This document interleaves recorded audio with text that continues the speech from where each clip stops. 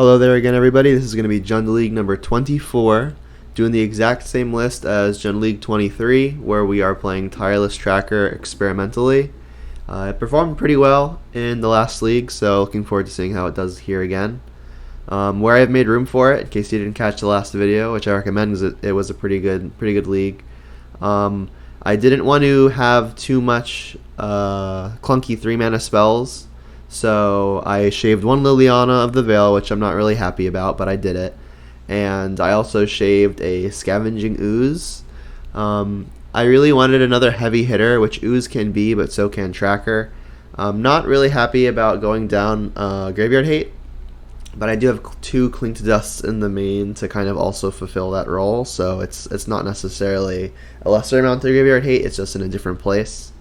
And then also, in terms of staying power and card advantage, Bloodbraid and Tracker do something similar, so I have shaved a Bloodbraid Elf. So again, as a recap, I shaved an Ooze, I shaved a Liliana, I shaved a Bloodbraid, and that's what made room for the 3 Trackers. Same sideboard as before. If we play against anything hyper aggro, we've got the Brutalities and we've got the Clothis. Clothis kind of slow, but the Brutality is great. Clothis good in other places, like Dredge versus Midrange versus Uro Control decks, all of the above. Has dedicated land hate, we've got things like Alpine Moon to turn off Field of the Dead and also Tron lands. If we play against the blue decks like Stoneblade and Uro, we have Boil, and we also have things like Pillage if we're going to be playing against things like Eldrazi Tron to hit some artifacts, regular Tron to hit some lands, and also things like Amulet Titan and Uro for Field of the Dead. Playing Engineer for the generic creature decks and creature combo decks, and we got Ashiok as well, just as a good kind of generic sideboard card, pretty good in lots of different places. So let's take a look at the current metagame. We've got Uro in at first, followed by blue, red / mono red Blitz, Gruul in at third, blue white crept back up to fourth. No real changes in the top 8 decks so far. Only real change that I've seen is Jund actually crept from 11th to 10th, and then Niv crept its way into the top 12 for the first time in a long while. So with that said, let us jump into a league and see how we do.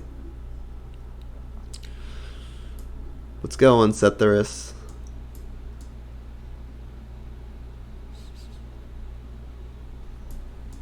Yeah, dedicated land hate indeed.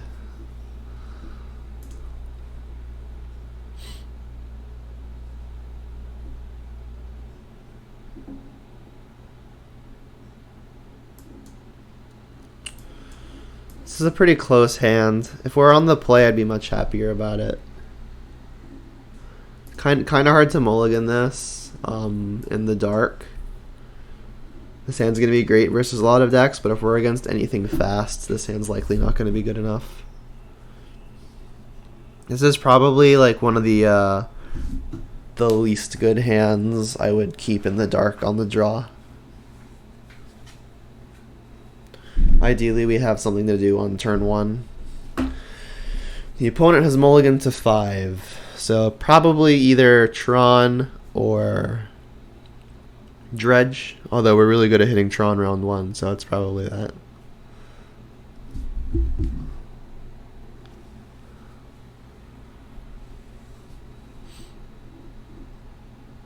Oh no, alright.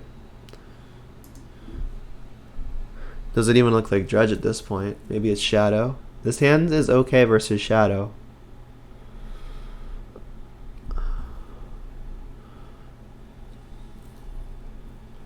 So what the opponent takes here is going to tell me an okay amount about their hand. Them taking Liliana means if they are Shadow, probably don't have Stubborn Denial. They probably have some way to deal with the Tarmogoyf. Alright, so I think I'm going to end up getting Overgrown Tomb with this.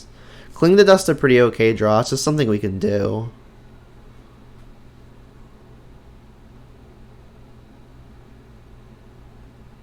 So I'm assuming Grixis Shadow right now. Could still be Grixis Shadow. They go bottom with that. Alright, and I do think I'm just going to go ahead and shock a Watery Grave. Oh, sorry, Watery Grave. Overgrown Tomb. And then we'll Cling to Dust. I guess the most annoying Snapcaster target is going to be their Opt. Inquisition doesn't actually take anything from us, considering we're planning on Goyfing next turn. We could draw something that it takes. But if they're going to main phase Inquisition, that seems okay. Ooh, Renin 6, excellent. And remember, we had the read that they did not have a Stubborn Denial unless they drew it, because they took the Liliana. So I'm just going to jam it and then assume that it's going to resolve, and if it doesn't, it sucks. But I think they don't have it.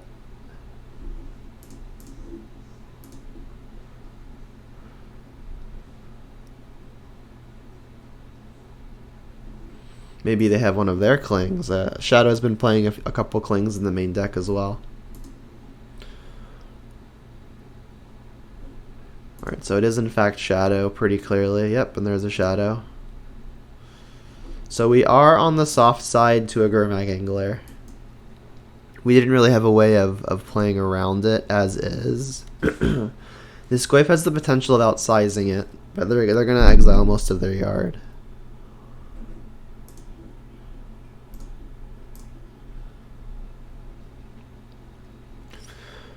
We can have instant Planeswalker and land in our own graveyard, so that would make it a 3/4.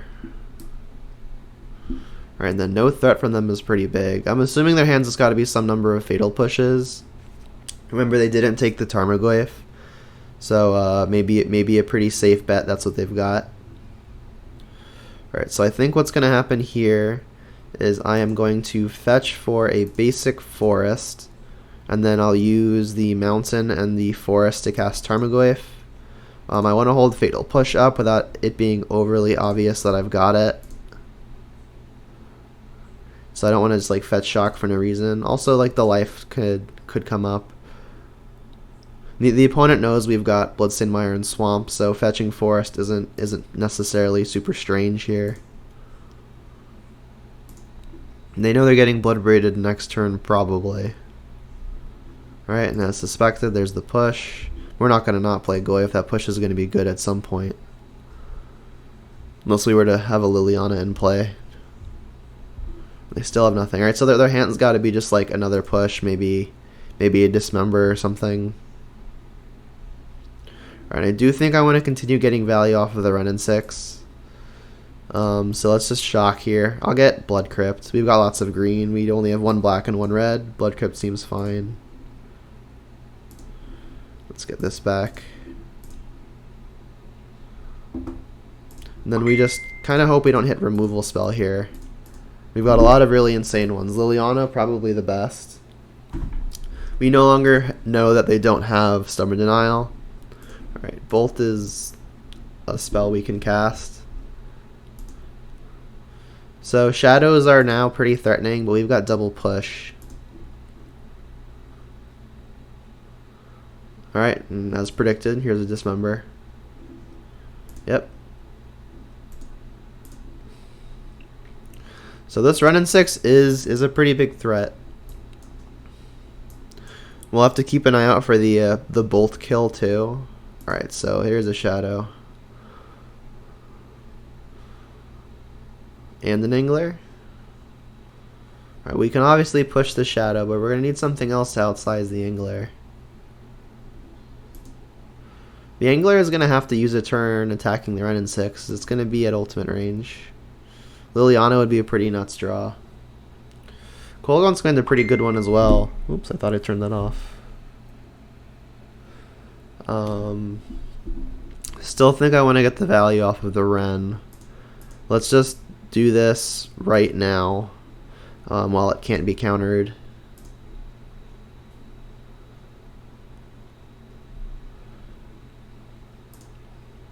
And then I could just get another Swamp. I think I want to actually hold up both of these spells. I've got so many lands that it kind of doesn't matter if I get something back. I do want to be sure that I actually get to get the Bloodbraid back, so maybe I should just main phase this, have you discard or get back the Bloodbraid. Kind of like it. So let's get back Bloodbraid, and we'll have you discard a card. They're going to have to use this turn attacking the Ren. Ultimate's going to be on the harder side to beat, especially now that we have this Kolaghan's command. Alright, and Snapcaster makes some amount of sense in terms of what they could have. I still think they probably have another removal spell likely. Alright, so they're going to have to use this turn going after a Wren.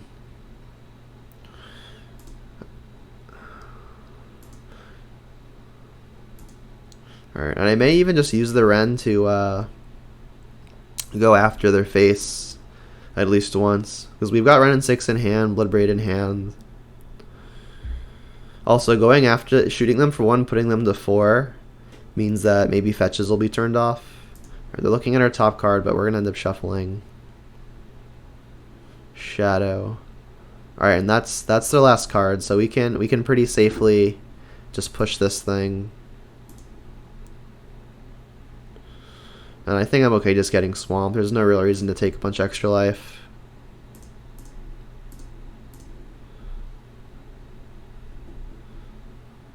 And this is a matchup where I'm also pretty glad that I'm playing the 3-3 split of pushes and bolts. We've got 2 pushes, they both killed the Shadow. If one of those was a bolt, we might be losing this game. Alright, so let's just go at the opponent.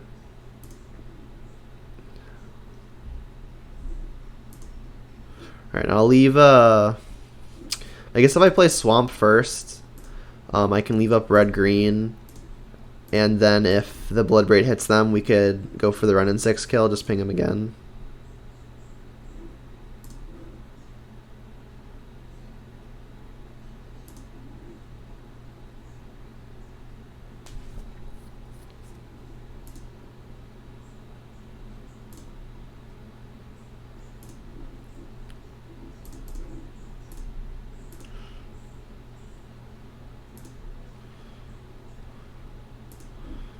Alright, I should probably just play Tarmogoyf here.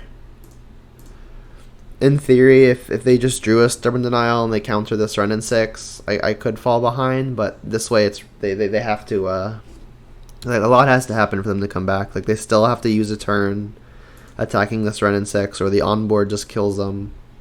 They also need to answer the Bloodbraid Elf, and then our Wren and 6 just kills them for sure. I think this means this play means they have to have more to come back. Alright, so I mean, a mulligan to 5 from the opponent is good for us, obviously. Pretty unfortunate for them, but it is what it is.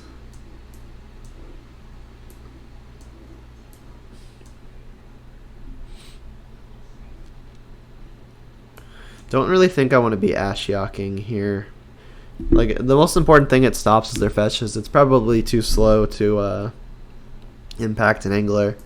They do play Snapcaster, but I think Spellbomb is probably enough hate just for Snapcaster.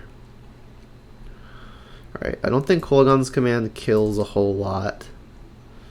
I'm going to take out 1 Inquisition. I think I like Thoughtseize more because it has the potential of killing or taking a Grimag Angler.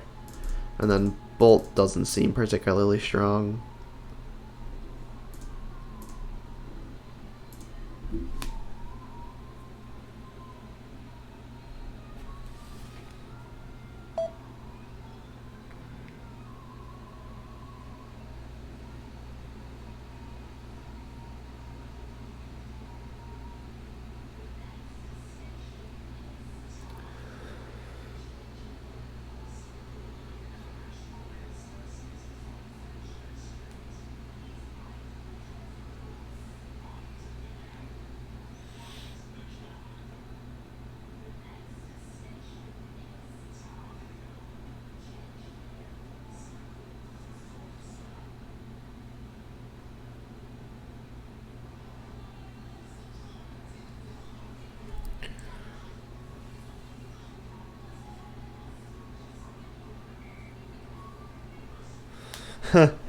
This hand's probably fine.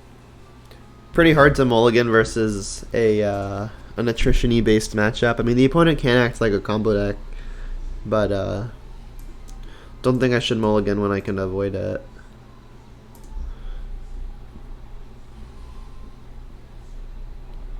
They kept a 7? How lucky.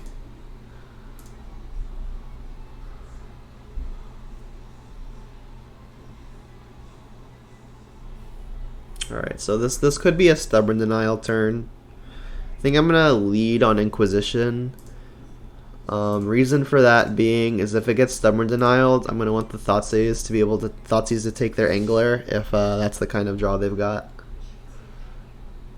Yep. So we still 1-for-1 here. And Bloodbraid a pretty good draw. We're gonna need lands for it, but I mean, if this game goes any amount of long, then it's gonna end up being good. Basic Island is the opponent's worst land. Alright, so they can Angler here, but we've got the Terminate for it.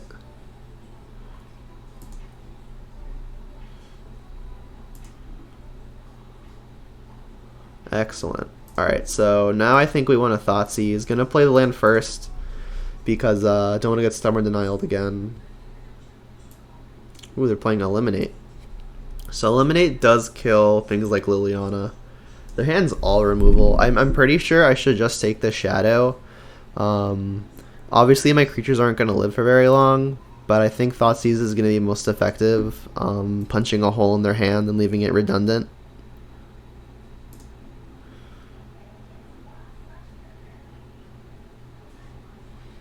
Like taking one fatal push doesn't necessarily do anything. And like I know I've got removal, but I mean they can't kill me without their creatures. So if I can make sure they don't have creatures, it seems kind of hard to lose. It'll buy me a little extra time.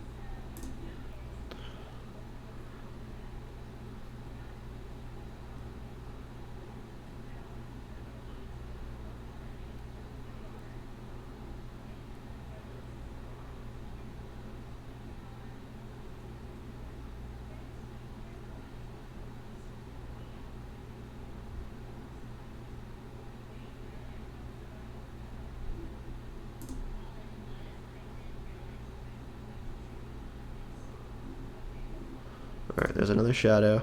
Alright, so this is definitely going to get pushed off of an Overgrown Tomb. Want more black and first green. The question is, do I want to shock?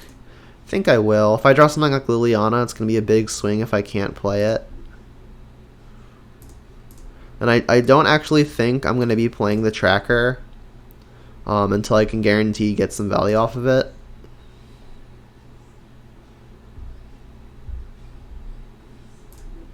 Alright, so we know their hand.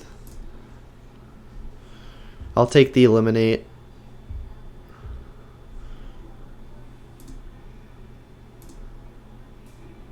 Again, it's just like the one it's the one spell that's different than the others. More mana, but it can kill Liliana if I draw a Liliana. Bobble doesn't really matter.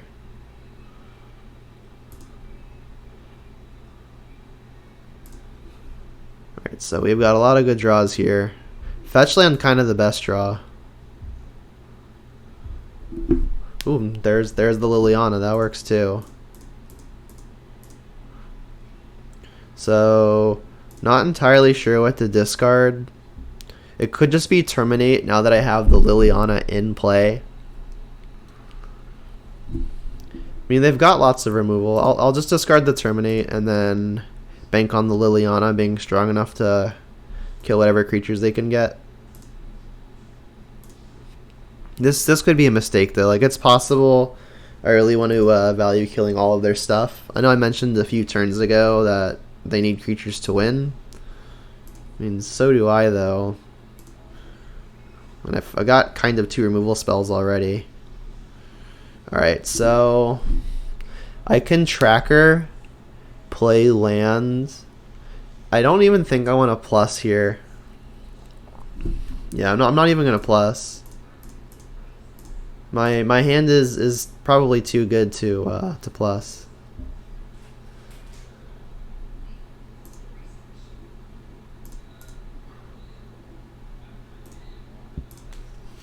I mean, it's a removal. It's 2 removal spells already as is. I don't think the game is going to come down to an ultimate. I think 1 less loyalty is probably worth less. I think having 1 more loyalty is probably worth less than just being able to cast Bloodbraid next turn.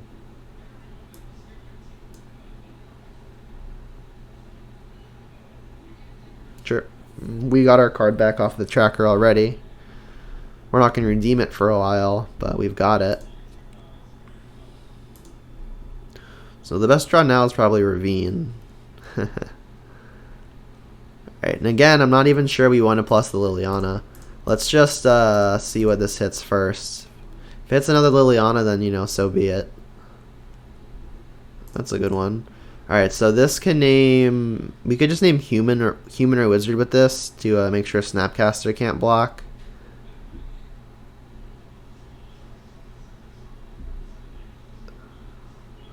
I think they're more likely to have humans than other wizards.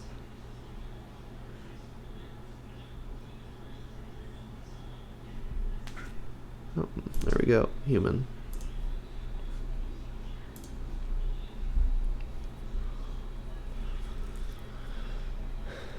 And again, I don't think I'm plussing this Liliana. Ultimate is just not really gonna matter. Whereas this Bloodbraid, being a Bloodbraid, may. Or at least it's more likely.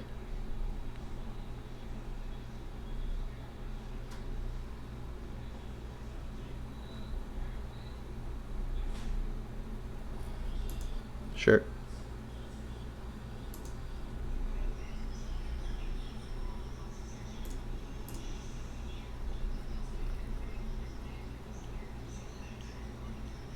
Alright, fair enough. Alright, and that's Revolt for their Fatal Push. We do have a card on board and a Liliana that will be at 5, so I still think we're in a pretty good spot here.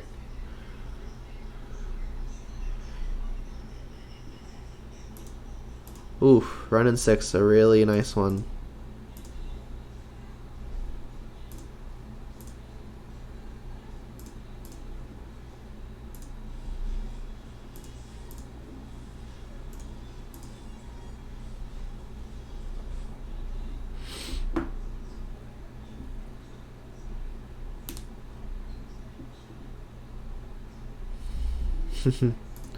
Swamp the opponent's worst land.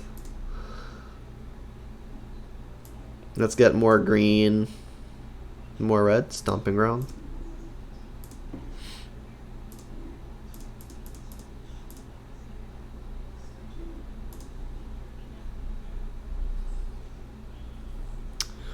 Another run in 6, not exactly what we're looking for.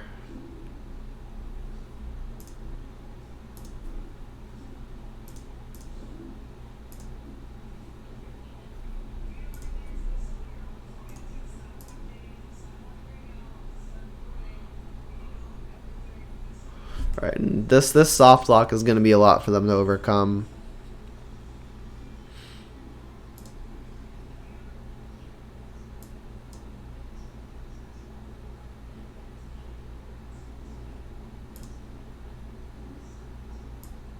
Rotting Regisaur. Cute.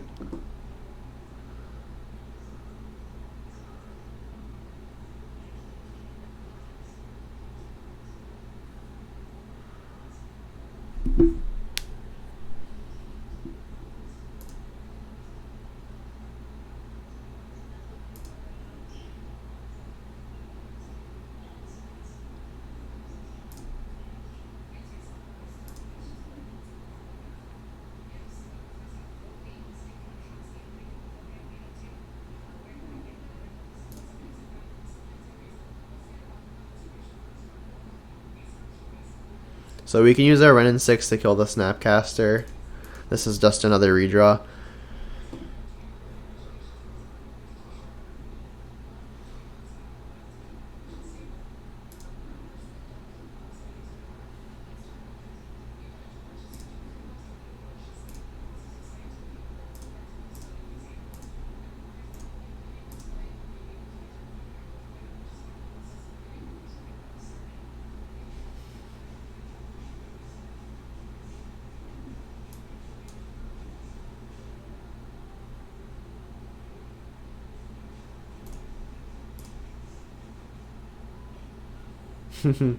There's the Reggie.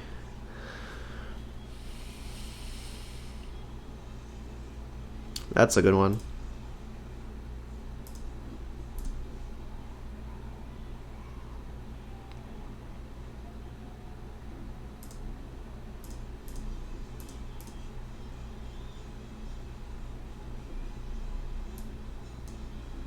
Alright, that draws a concession.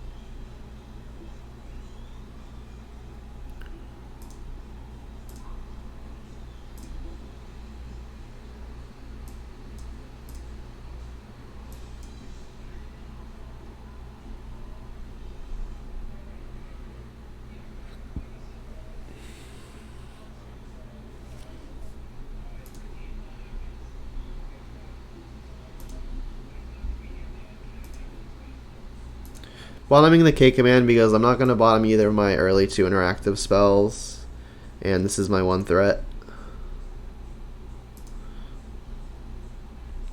Alright, so this hand's not great on the draw versus this opponent. I think I'm going to Fest Shock and Overgrown Tomb and try to bolt this thing now.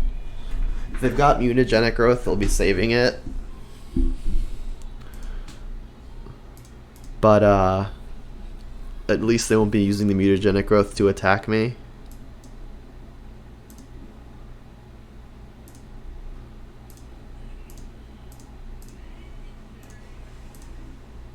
So let's just hope they don't have it, and cool, they didn't.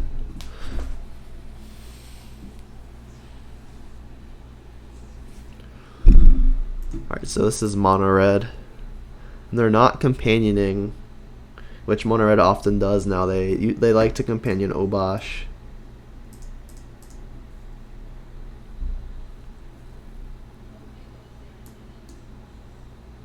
Just take their multi for 1.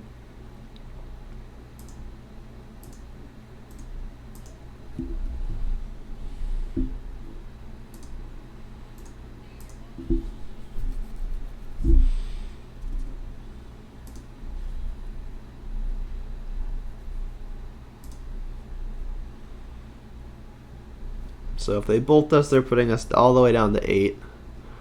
Alright, well, just another crash through, okay.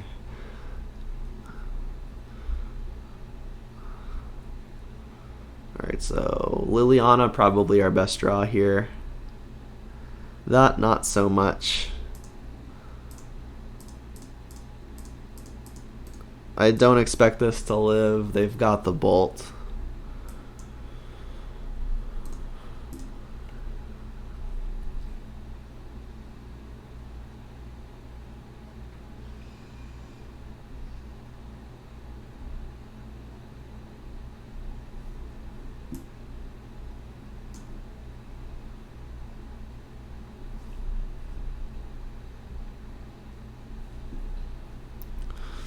So now I think my only live hit is like Bloodbraid Elf into a removal spell.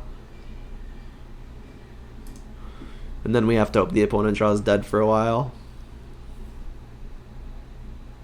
Alright, it's a little late on push. They don't actually have us dead yet.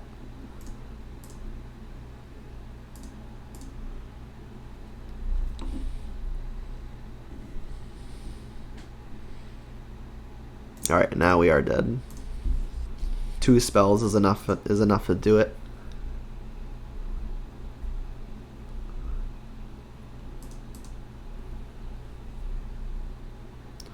Alright. So let's bring in some spell bombs. Let's bring in Clothis, and let's bring in Brutality. We can take out Thoughtseize. Kolaghan's Command doesn't really kill a whole lot. It costs 3 mana, kind of a lot. And Ren and 6 also not doing a whole lot. It does, however, kill the their 1/1 that only triggers off instants and sorceries. If they like use if they cast an instant or sorcery once, they get around it. But I mean, could at least threaten it.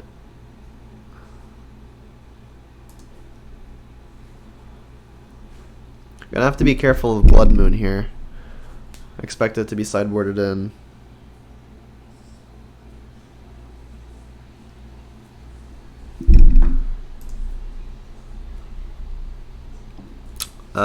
Yeah.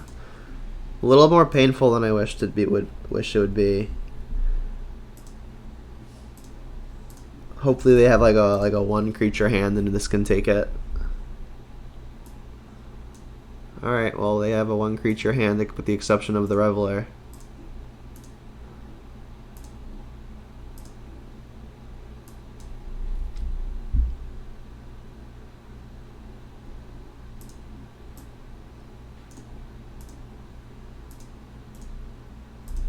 So we'll hold up push, get over Blood Crypt with a Bloodstained Mire. Don't think that changes anything. I'm gonna jam cloth this on 2 if I have the option to.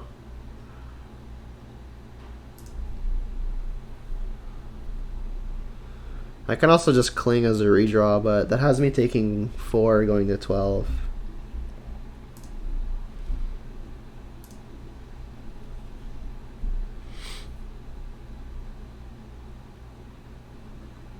Alright, so that'll get pushed.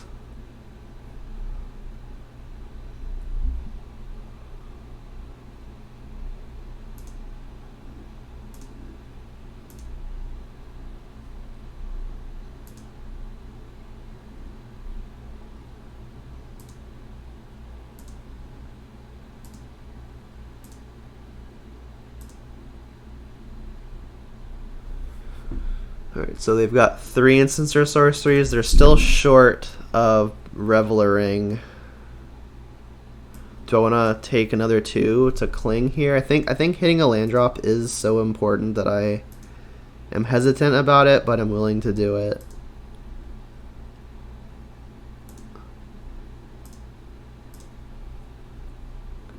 Also slows down the Reveler a bit. Alright, we hit it. Cool. Alright, so let's get basic forest.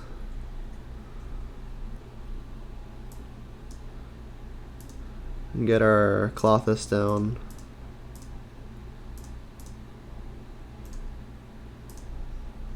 So this will hopefully be enough to slow down a Reveler. We can even ooze to start gaining some life. Alright, so they have played a land. They're going to need 5 spells in the yard.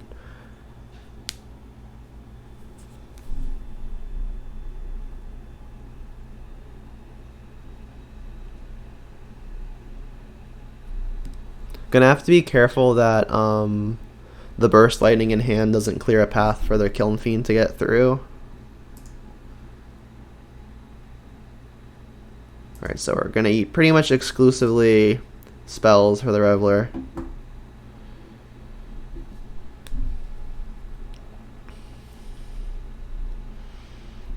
And then I think I want to play Goyf. Anything else that I play would just get Burst Lightnings.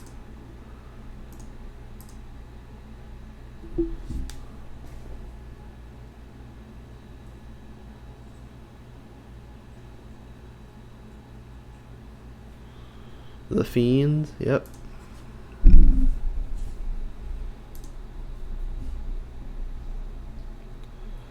Alright, so we have a sorcery in our yard, so eating the light at the stage is fine.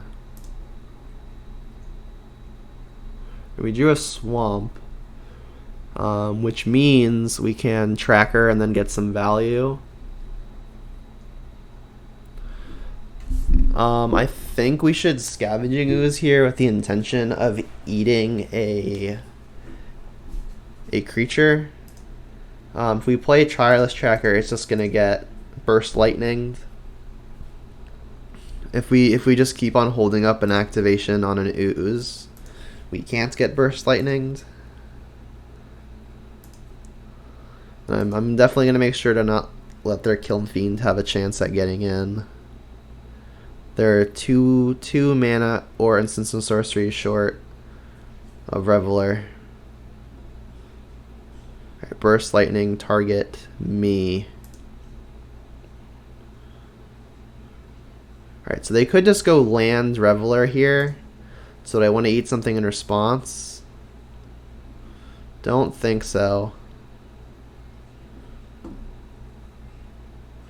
Light up the stage, yep.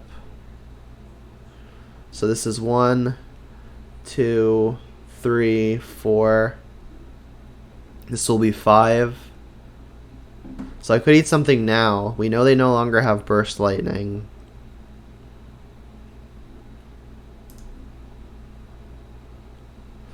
So if I eat a spell now, they're not going to Reveler.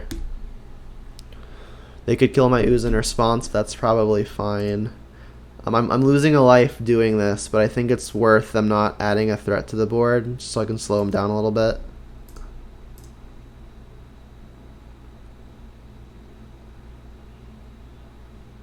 Like, if they burst lighting this now, sure.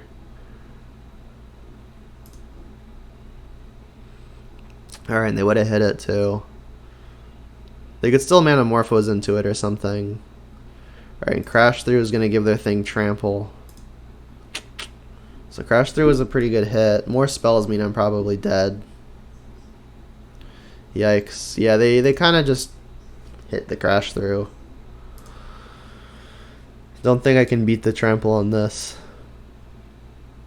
Yeah, I'm very, very dead.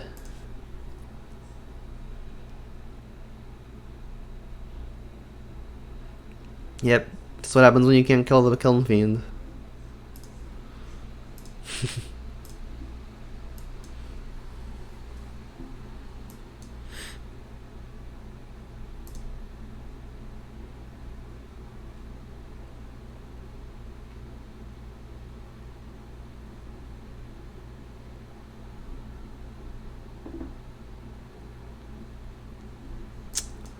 That looks like a mulligan. If we can guarantee we have a land up top, that might be good enough. This is really risky. I mean, we're playing 23 other lands. We have a turn 1 play in an Inquisition. If we hit any land, this hand's actually just great. Yeah, we'll keep.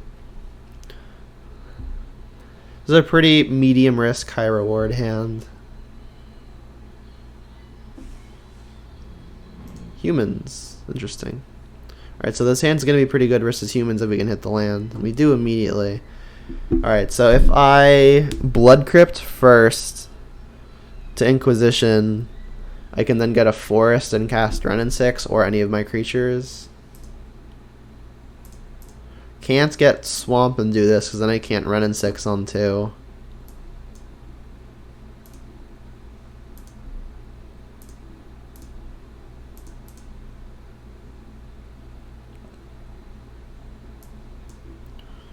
Alright, I guess I'll take their only 2-drop. If they can't draw another human, this Renin 6 is going to get to come down and kill their champion.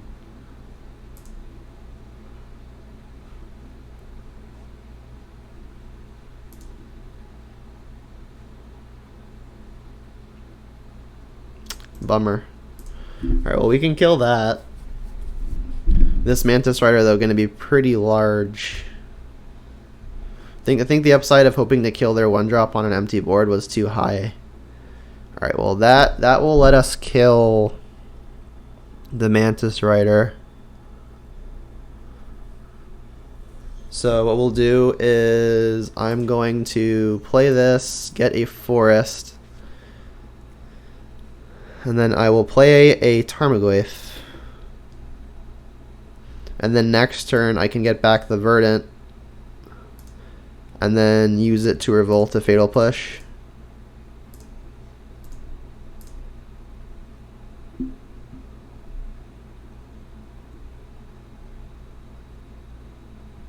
So we're going to be probably taking 4, going to 9.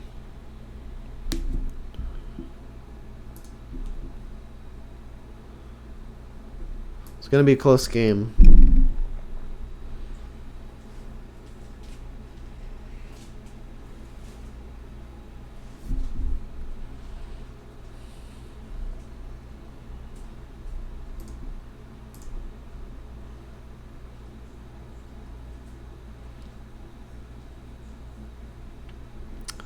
Jeez, alright. That was really good for the opponent, because now they get to attack with both. I mean, we will be adding instant, which will make Goyf a 4/5.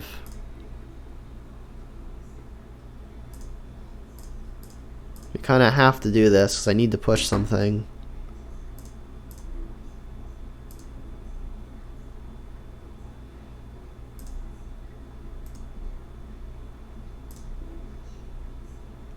So yeah, a 1-mana creature was kind of the nuts from the opponent.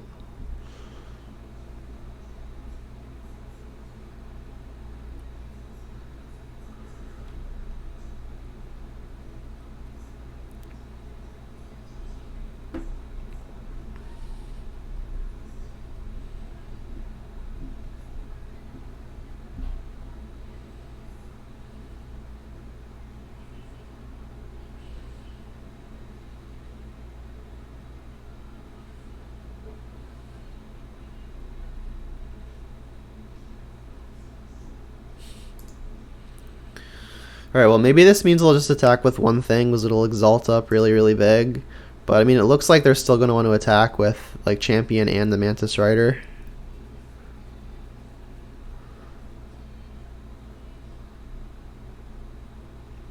Alright, well this is okay for me.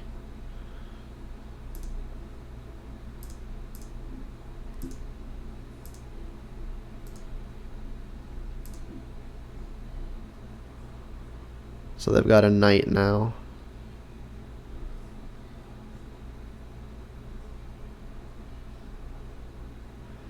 Alright, we're probably going to end up using this Cling to Dust to just gain some life.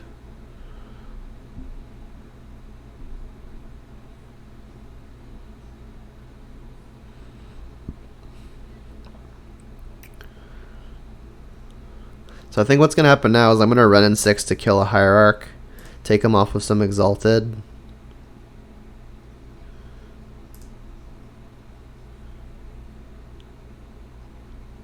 I mean, alternatively, I could like get back a Bloodstained Mire, play creature, but I think I'm just gonna have up Cling, hope they do a relatively reckless attack,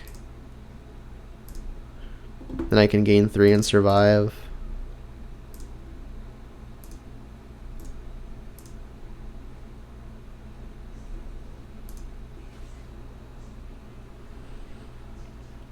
Gonna have to hope they brick here.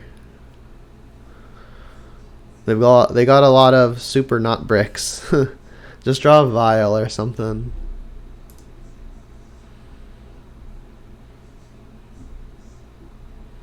Alright, this attack I think is okay, because that means I get to double block.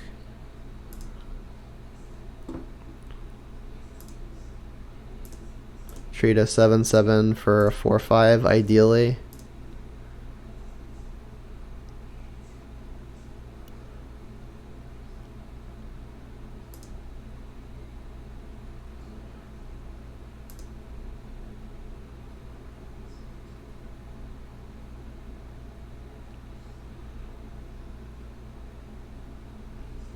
Okay, so that is spell or ability. Alright, so I think I should just fire this off to gain the 3 now. It's going to be one less creature for my ooze to eat, but I think that's okay. Let's just gain the 3.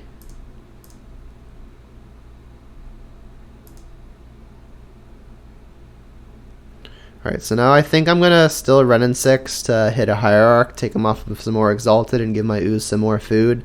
I'm aware that this is going to trigger. I'll pay with a Swamp.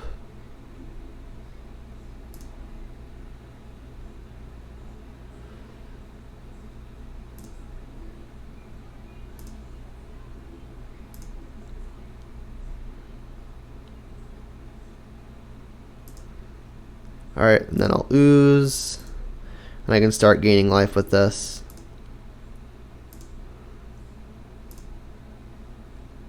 Alright, can you brick again?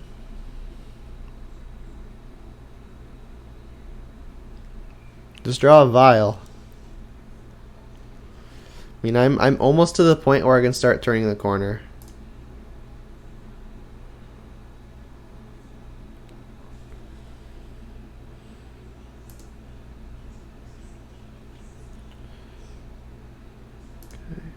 Alright, I think I will just block with the Tarmogoyf, accept the trade. And then just hope this ooze is enough to pull me back from Oblivion.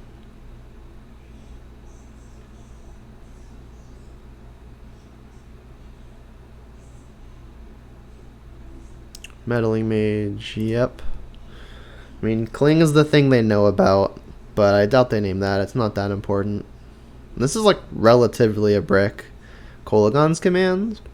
It's an interesting name, especially considering yeah, it would cost 2 extra. Bolt, not bad. Pretty good actually. Alright, so I think I will bolt the Unsettled Mariner. The ability is on the annoying side. So let's bolt this. Yes, that will trigger. I'll pay off with a swamp. Say yes. Alright, then I can use this to kill that. No more exalted for you. And then let's start closing.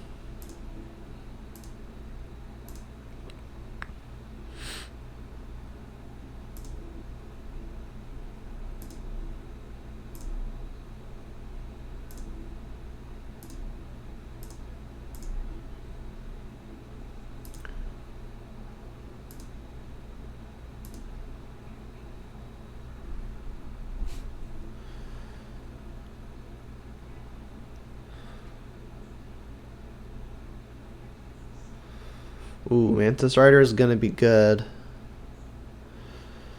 I think we still win a race versus a rider unless they plan on blocking again. If they don't attack the Ren and 6, we can combo the 2 Ren and 6s to kill a meddling mage if we want. They're just going at me. Alright, so I'm gonna go to 6.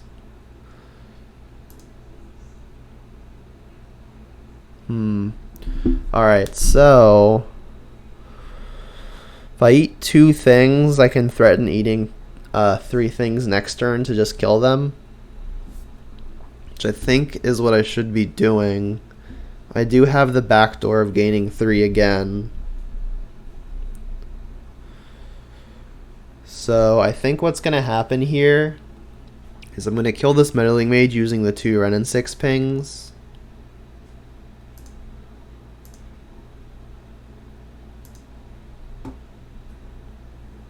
Then I'll be careful not to tap both of my green.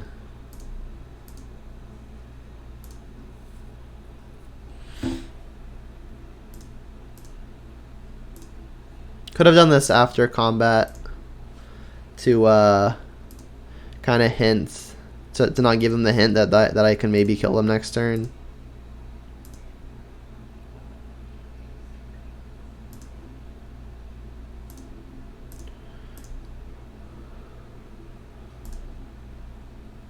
Alright, and this one won't gain a life, but I am out of range of them just drawing another Mantis Rider.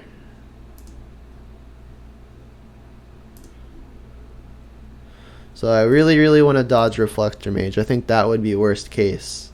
General Kudro would also be pretty irritating. But I mean, they have lots of relatively dead ones. Like, lands are bad for them. Redraw lands are redraw lands. Oh, we won. Cool. I would say like things like Meddling Mage are okay. More things like the Force Spike creature are fine for us. Right, so Engineer going to be great, obviously.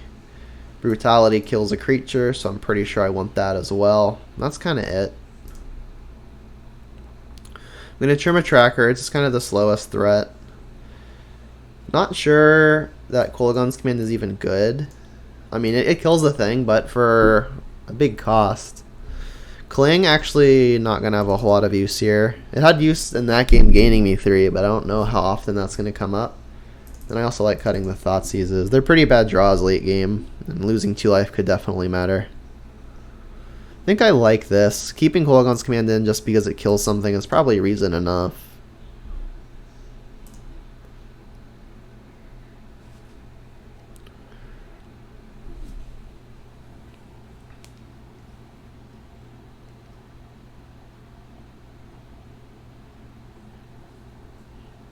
Alright, this sounds great.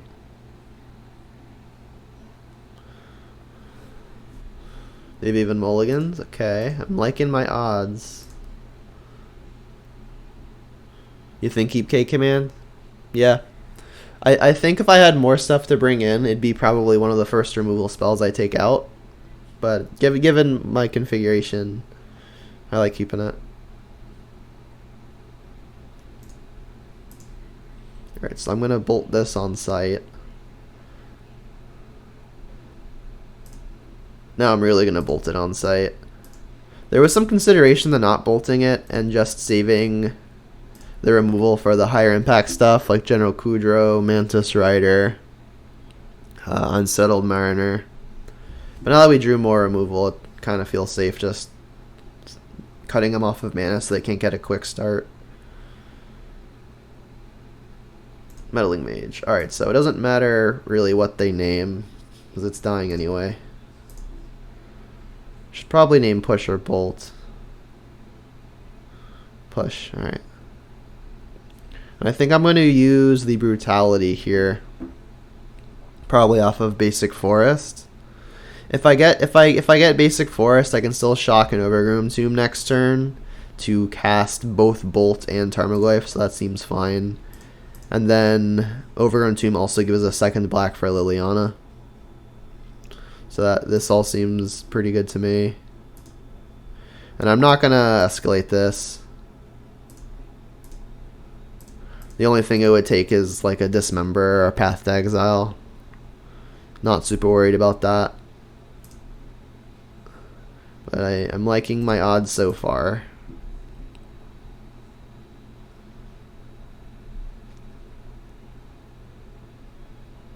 That is fine.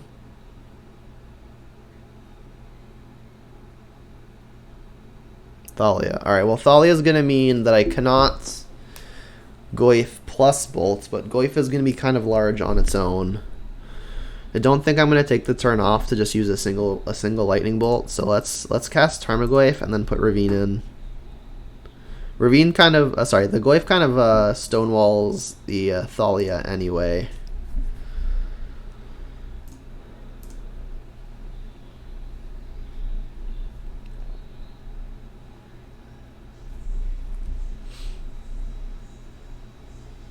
Reflector would be rude.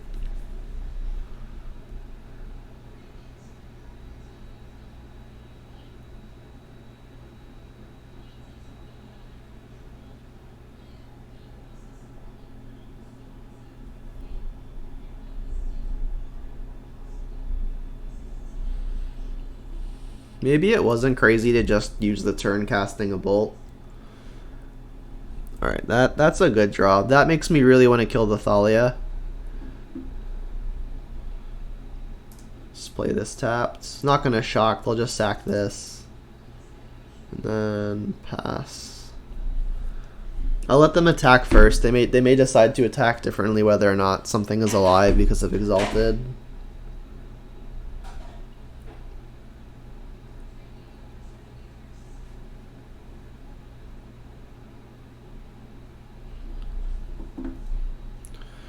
Alright, so I mean, I guess I'm just bolting this Mantis Rider.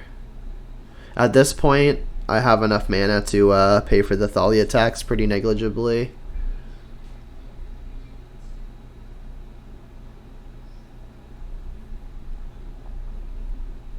This is Grixis colors, though.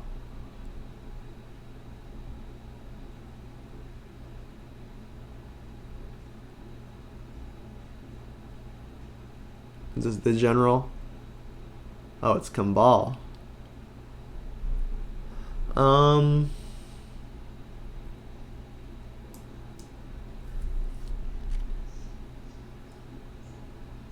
it's gonna save more damage long run if I just kill this instead.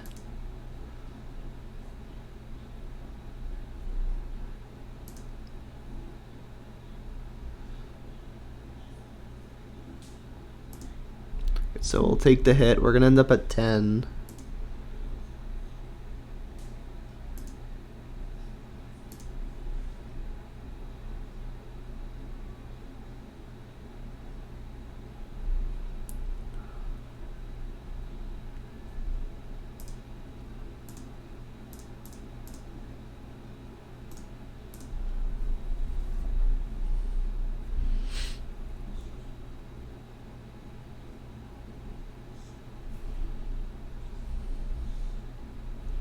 Alright, so I think I'm just gonna Bloodbraid here. Bloodbraid's gonna block something relatively effectively. It'll be able to trade with the Mage, not a first striker.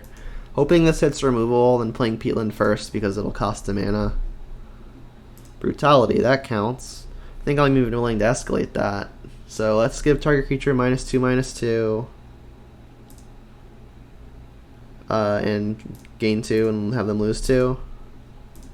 So let's choose this one and you. I'll pay 1.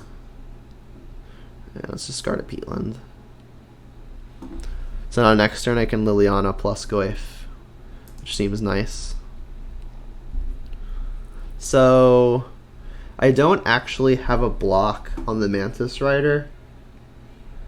I feel like if they had Mantis Rider, they'd have played it last turn because it just gets in for more damage. So I think I'm going to attack for 3 here. Again, their thing's going to be a 3/4 on the attack. The only way this bites me is if they have a haste creature.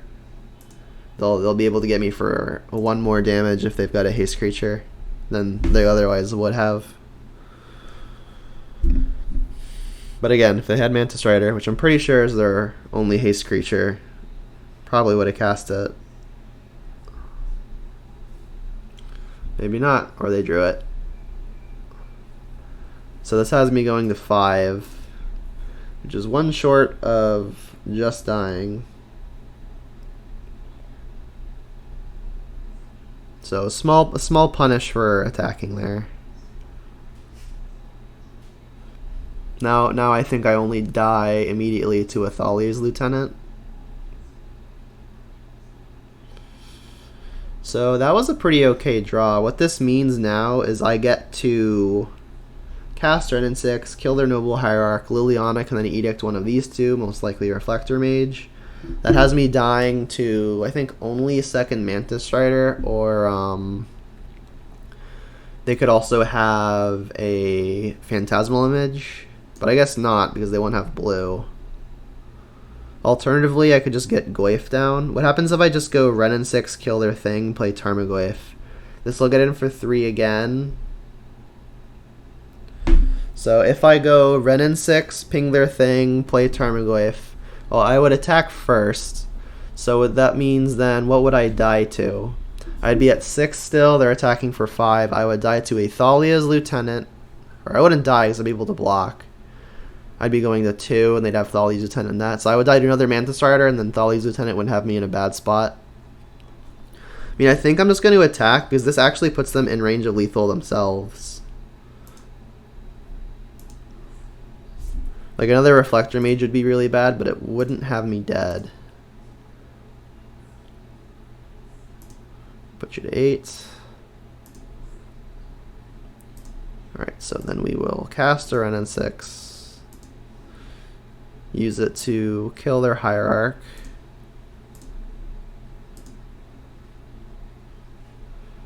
Then cast a Tarmogoyf. And now they themselves are in range, because we have 7 on board and a Ren and 6, and they also see that we've got a Ravine on the table. So they have to be really cautious if they can't just play another Mantis Rider. And again, I had the read that they didn't have Mantis Rider a couple turns ago, and then they played one, so I think they would have to draw it.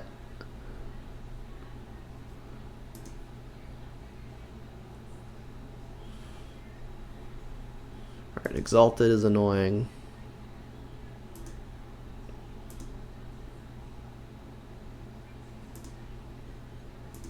Alright, we're at 2, so pretty happy that I gained 2 life off of Brutality.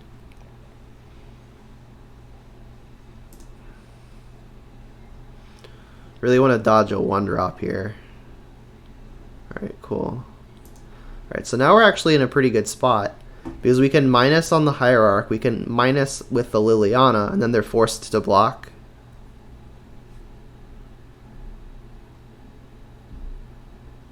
Yeah, you're right, they couldn't Mantis Rider without a good land drop. They were able to play it last turn because I hadn't killed the Hierarch yet. Alright, so let's kill the Hierarch. Play this Liliana that I've been sandbagging since forever.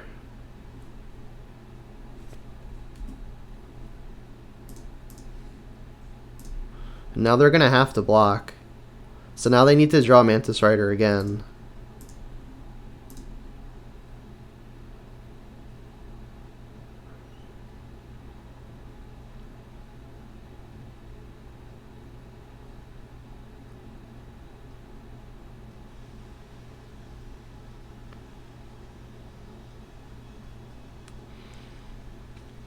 In worst case, we do have outs to not dying. We could sack Peatland and maybe hit something. Alright, so you must block. They cannot cast Mantis Rider. They don't have the land for it. They'd have to go land into Rider.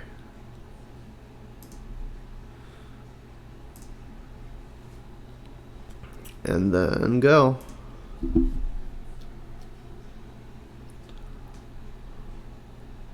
So please no land Rider.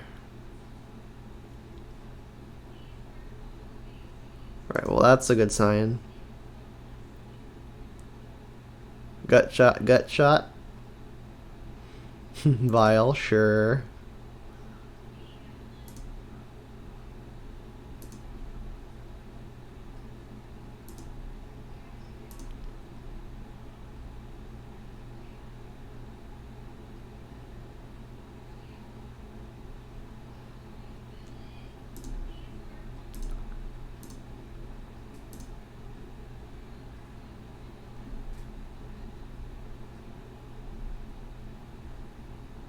Nice.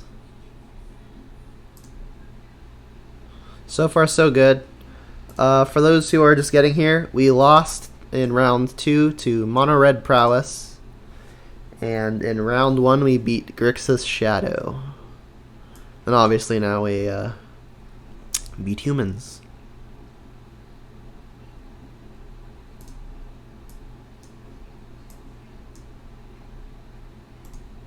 Misty, so does that mean Uro? Alright, so I'm pretty sure I want to Thoughtseize here on 1. Gonna have to get a Blood Crypt or Overgrown Tomb. I think I'm gonna get Blood Crypt because then this can get Forest and then we can get the run in 6 going that way. Also, if we want to Bolt next turn, we'll already have the Blood Crypt untapped.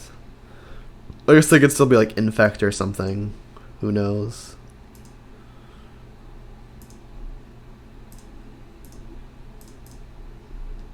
I'm assuming it's an Uro pile, though.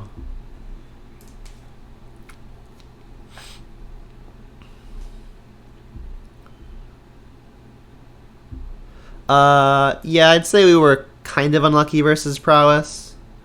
They needed to find a crash through, and because they had a Kiln Fiend in play, and they hit it.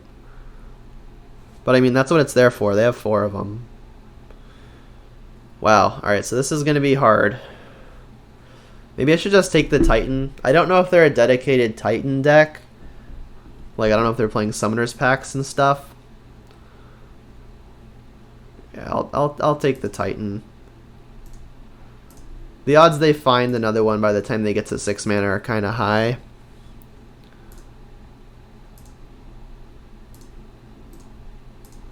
Alright. So I get Ren in 6 here. I assume it's getting Aether Gusted.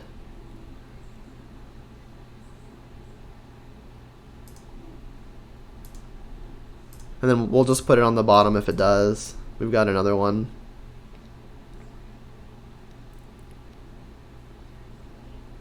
Growth Spiral, sure. Alright, so that was a new one.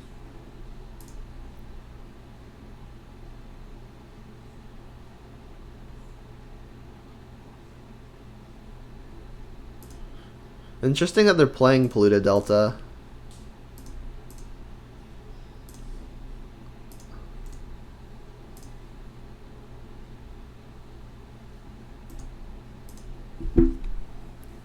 Oh, I just realized my stream title is wrong, right?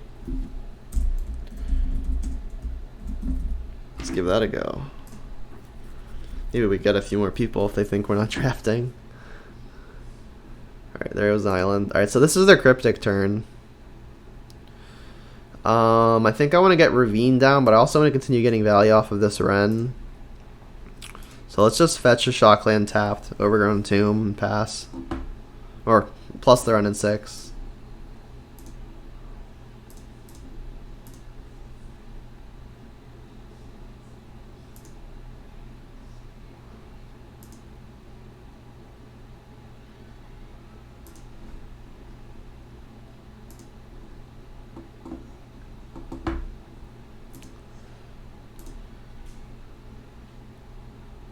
Right now it says Modern Jund, which is accurate. Cool.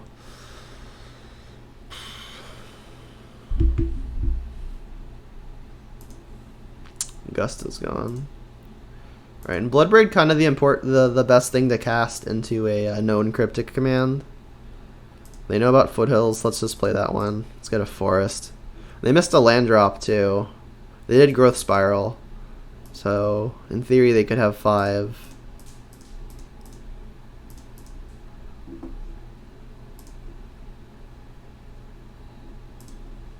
Bolt you, I guess. Don't think they're going to Cryptic a Bloodbraid, but they could. I mean, they are missing lands, so maybe they just want to dig to them. I'm fine with that, too. Alright, we are going to be attacking with the Ravine as early as next turn. So, we don't have a lot of black. We've got a good number of green. We don't have a lot of red. Let's just get red. We can always get more with the Bloodstained Mire in our hand.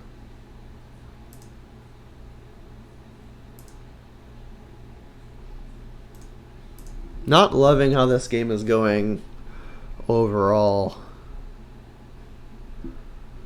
Alright, well, I'm assuming that's going to get Crypticed. I mean, that would mean we get to Ren 6. I think the Tireless Tracker may actually be more important. So I'm inclined to lead on the Ren as the bait. We get to play the Mire after the Tracker anyway. Wow, it just snap resolves. Alright, well, let's get a thing back. Alright, and then counterbalance would be brutal, but I need to get the threat down. I was hoping they'd take the bait. Maybe they just figured this Ren 6 doesn't matter enough. Like, if they counterbalance, that's fine. Counter draw, sure. Ravine. Go.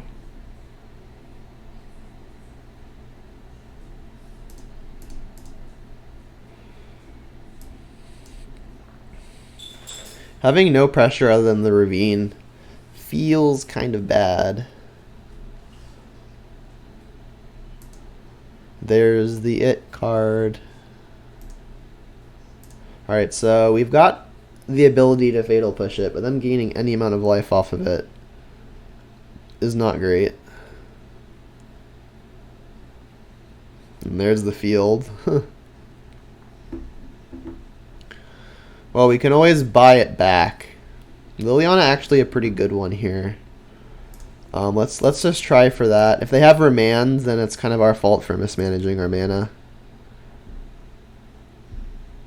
Alright, cool. So now we have the Liliana on board to deal with the Uro. They know about the Foothills, but I may want to fetch Swamp.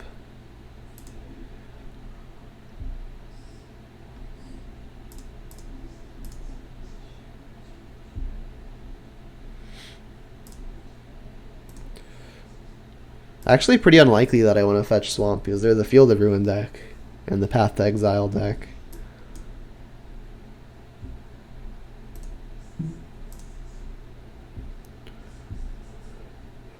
So I may want to just try for the push on the Uro so that the Liliana can keep going up.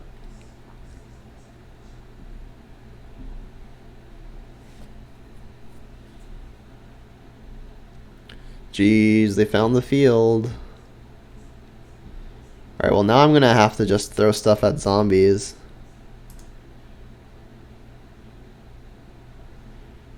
And then hope this ultimate happens in time. It doesn't look super likely.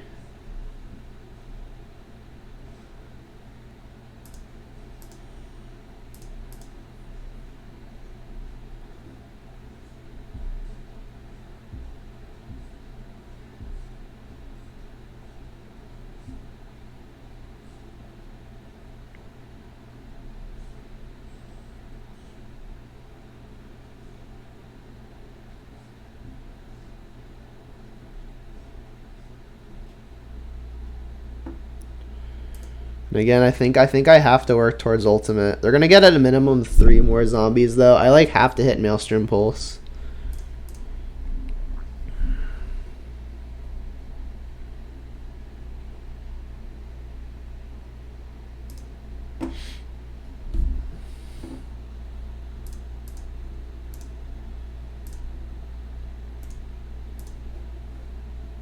Could have gotten Tracker back, but that doesn't take care of the Uro. This Edict is never going to hit the Uro because of all their Field of the Dead stuff.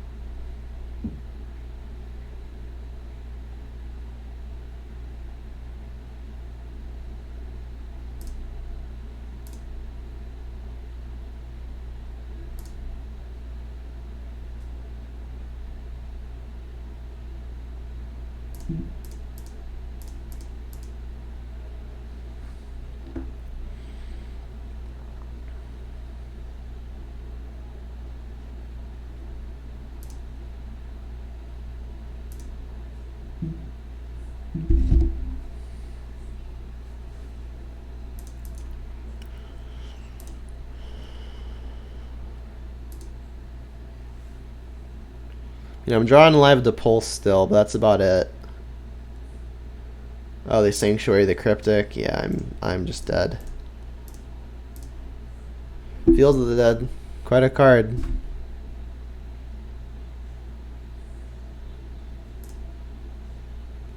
We've got a lot of tools for this though. Spell Bombs, Clothis, Ashiok, Boil, Pillage, Alpine Moon, Collective Brutality. Inquisitions are coming out. The Lightning Bolts are coming out. One Liliana coming out. The Kolagon's Command, one of them coming out. Terminate coming out. Tarmogoyf coming out.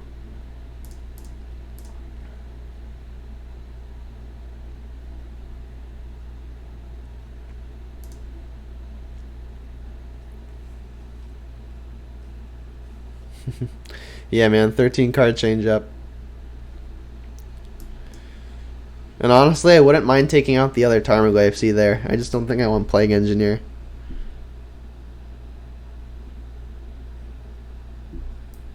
This sideboard is very much ready for Uro. I don't even know that it makes me favored though. Field of the Dead is that good.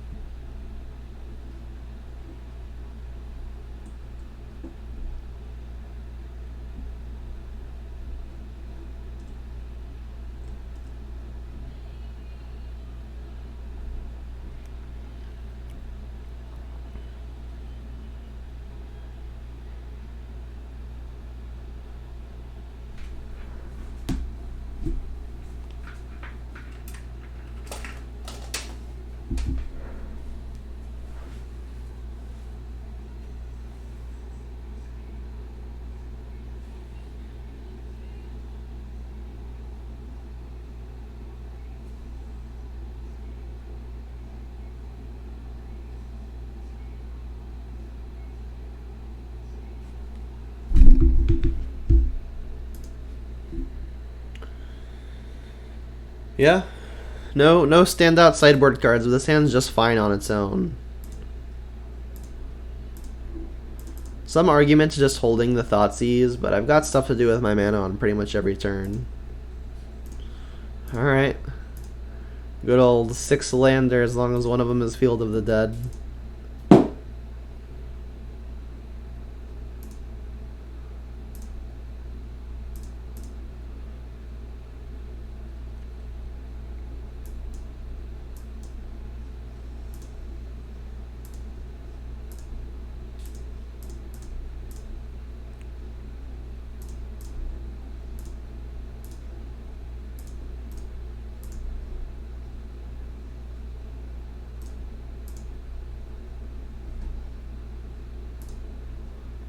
So now we really want to dodge Growth Spiral. Growth Spiral would be bad.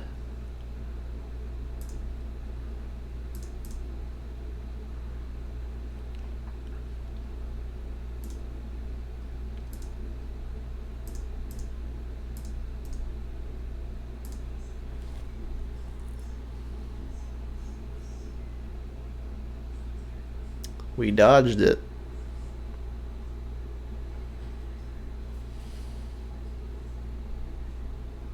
Alright, Misty was a new one.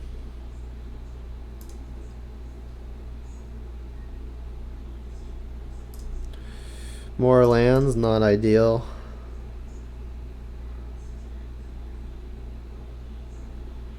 Sure. Let's just bottom it. I don't think I want to cascade into it. I need more pressure or something like an Ashiok.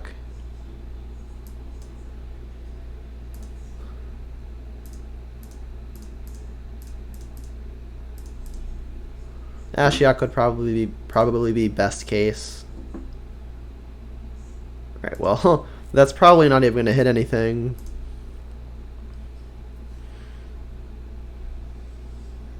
And it doesn't. Gives us some info.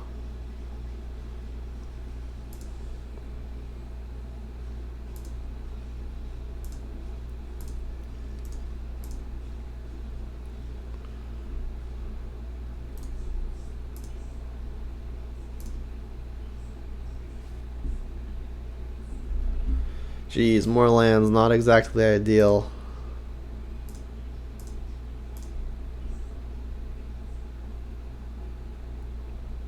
That one's good.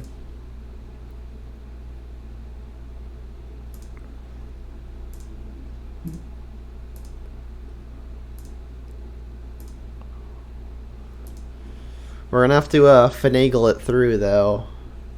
There are 2 cards that could possibly interact with it. Alright, well I guess we're not going to do a lot of finagling, we're just going to have to main phase it.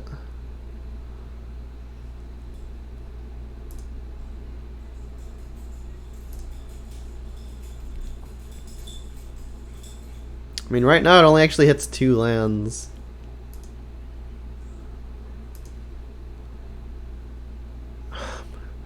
Maybe I should just be playing the Bloodbraid to attack the Teferi.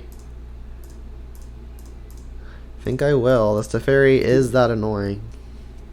I will reveal a card. Was this a Remand? And that's fine. If they're getting islands, I'm happy.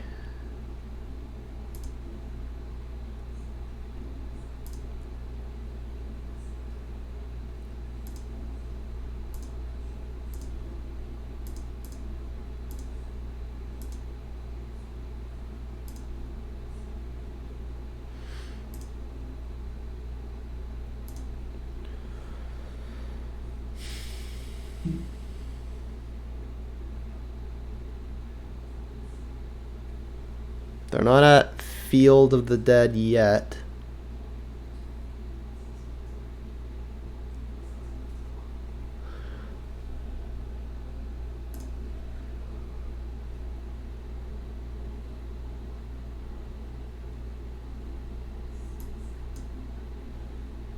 Yep.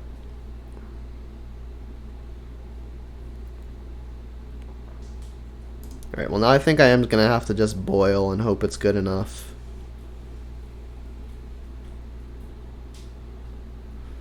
Well now we know it's not going to be good enough. because they're going to draw into it.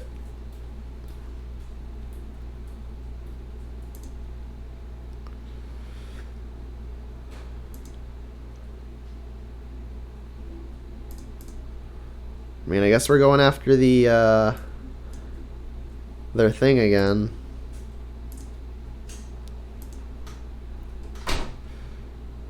Jeez, more lands. Holy moly.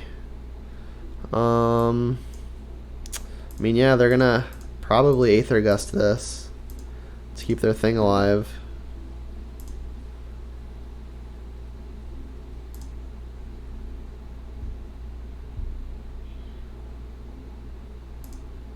We'll top it.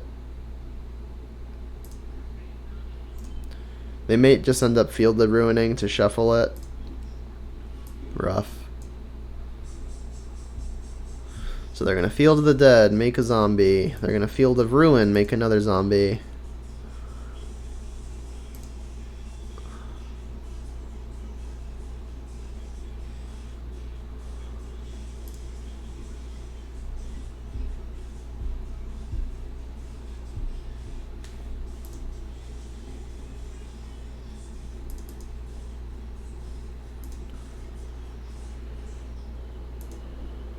Alright, well, they don't actually have the Cryptic available right now, so maybe we can pulse the Teferi into Boil. I mean, if we get this Boil to resolve, I may just want to pulse the tokens. I guess they could be playing Mana Leak.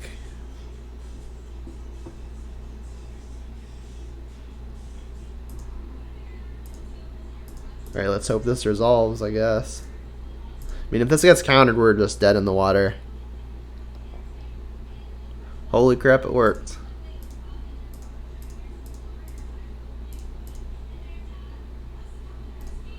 Go. Yeah, James, we're doing okay, but obviously playing against something we wish we weren't. I mean, our Boil was good, but they're going to be able to probably have time to recharge. We've kind of flooded. Alright, well that's at least a good one. We can run in 6, ping the Teferi so the Teferi can't bounce it. But I mean, the odds they're able to remove this somehow are on the high side. Alright, so we still have an Overgrown Tomb to get. Oh no, we don't. It's right here. We have Stomping Ground, Blood Crypt. So we only actually have one fetchable left, and it's basic Swamp.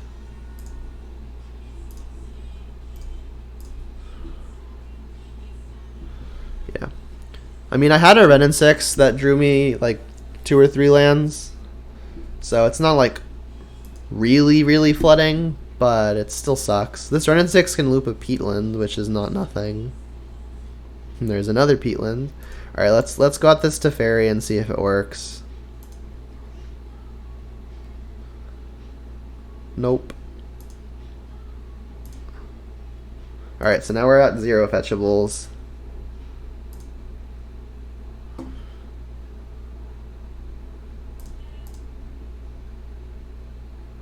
I could Ravine here. I've got Peatland in my hand, but that means I'm not sacking Peatland. I think I need to just draw cards.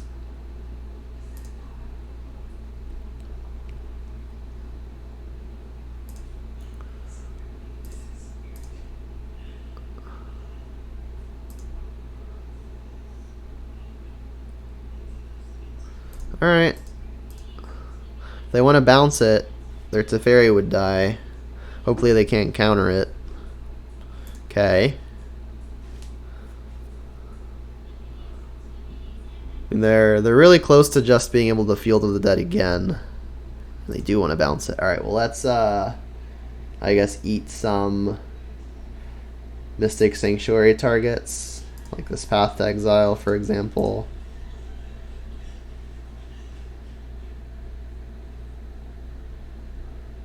Like if they want to fetch 2 Mystic Sanctuaries to get this Aether Gust back, I'm okay with that. Alright, and now they don't have any more targets, I'll just hit something good. I guess they could get a Verdict back.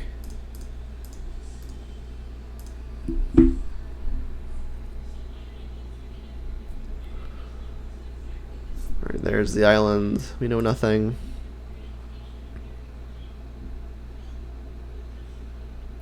Well, that answers the Field of the Dead, assuming it resolves. I think the Alpine Moon may be more important than the Ooze, so let's see if this draws the counter.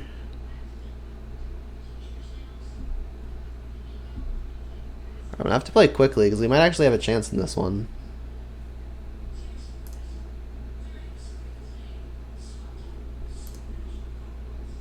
Them fetching now at least means they won't be getting stuff off for the Field of the Dead.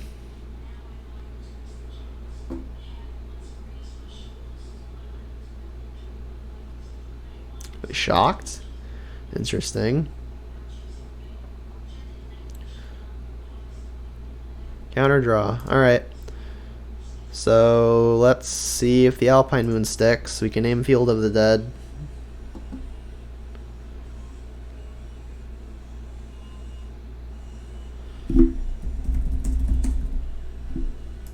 Alright, Field of the Dead named.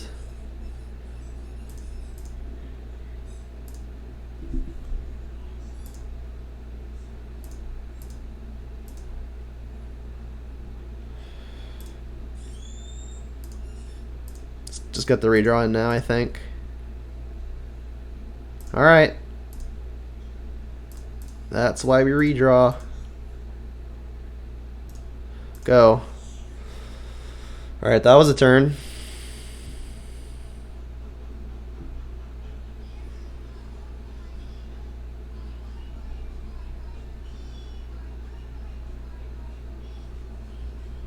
Uro.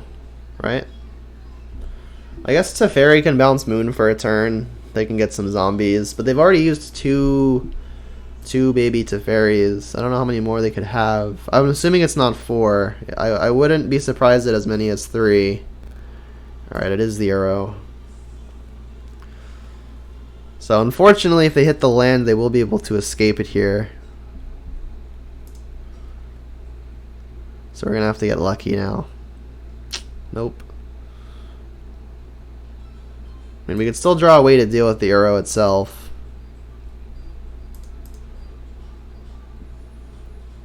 I mean, our turn was very good, but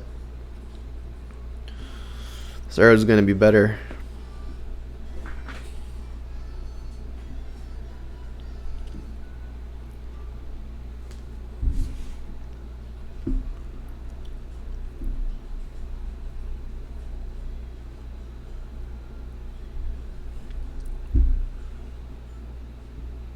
Alright, so we used our pulse already. We're going to have to hit Liliana. And I think that's actually it. Liliana might be our only good way to kill that. Yeah, the devil works hard, but Earl works harder. That's true.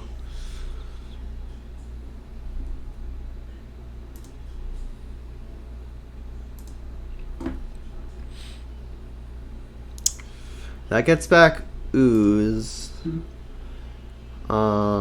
They have only lands in the yard, so I think we'll just hit a Thoughtseize.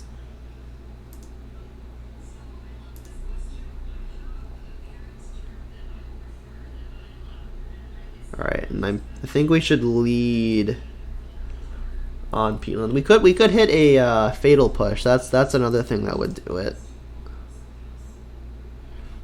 Maybe I want Ravine at this point, though. So I could sack this Peatland, but then I'm not playing Ravine. I think I'm just gonna really hope that I can draw either Liliana or Fatal Push.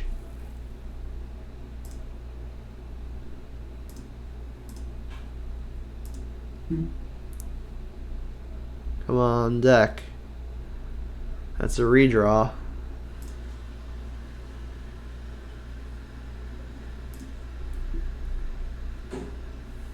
And again, their graveyard's only lands, so pretty okay just doing this.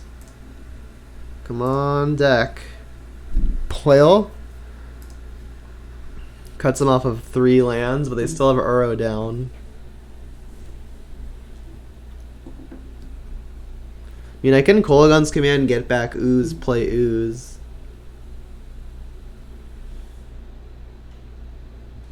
I mean, killing 3 lands when their Field of the Dead is already off doesn't really seem like it does a lot.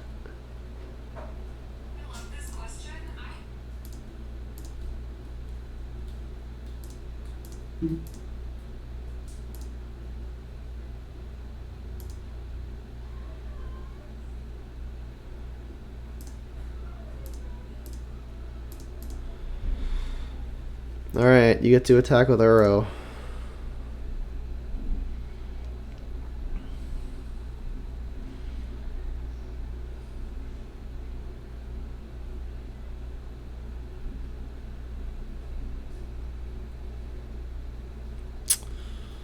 Jeez. Alright. Looks like it didn't matter. I am dead.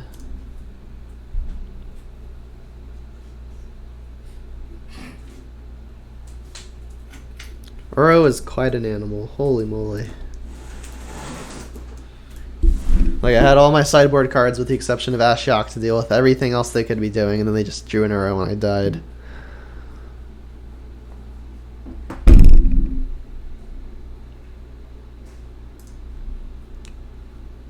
So now we have round 1, beaten Grixis Shadow. Round 2, lost to Mono Red Prowess. Round 3, we beat... I already forgot. And then round 4, we lost to Uro. Yes, Marabito. The matchup is rough. It's also the most popular deck, so you gotta kind of come prepared for it. I boarded in 13 cards, and it wasn't good enough. All of which I was happy to board in. All 13. Ow! Tracker probably would have been great, but we didn't see any.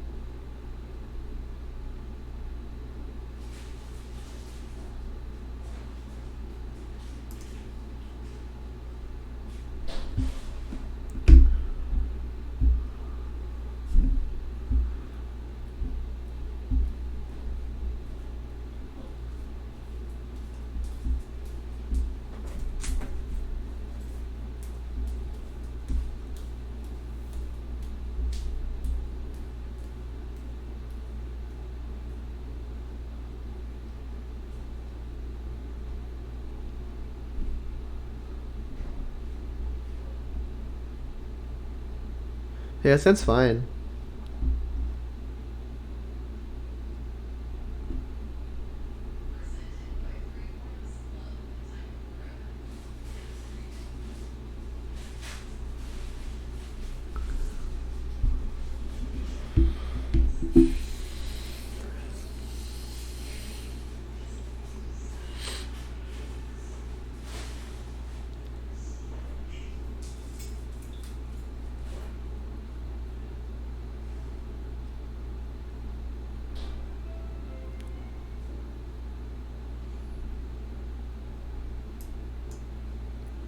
Oh, we're playing against Termagurf. Played against this person before.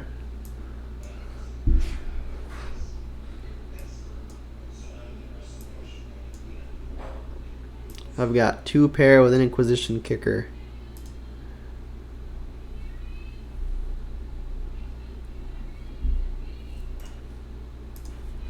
Flooded Strand, alright.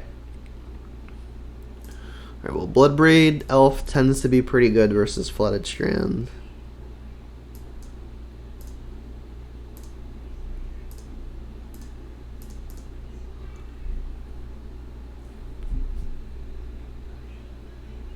Uropile. Metallic Rebuke, so maybe something more artifact themed. Playing some Uros maybe.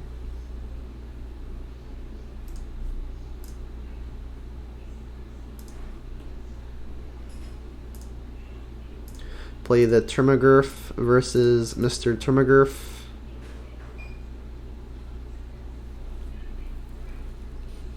I know they've got Path to Exile, but I also want to get this down under Rebuke. I mean, even if they have the option of rebuking next turn, the odds they do are low, because they probably just play Uro. You have Uro in your hand, you can cast it.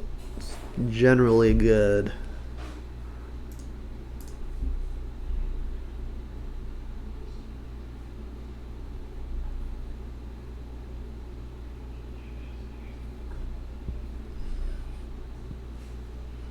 Surprise, surprise.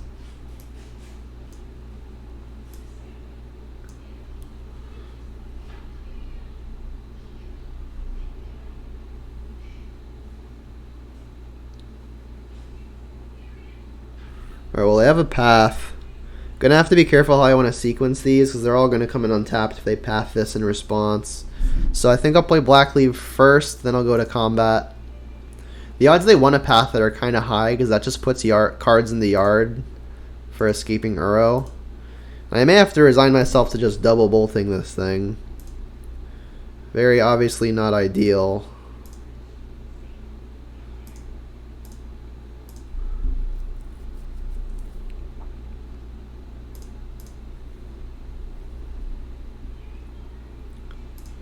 So now at least if they path me, I'll get to Bloodbraid next turn. Although I probably won't Bloodbraid next turn, because I'm going to want to bolt this Uro.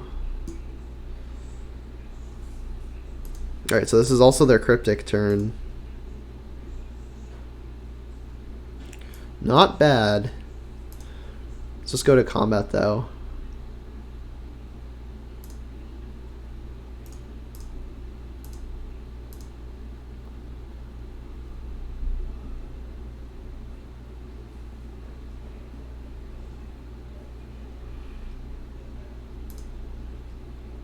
Let's get a forest.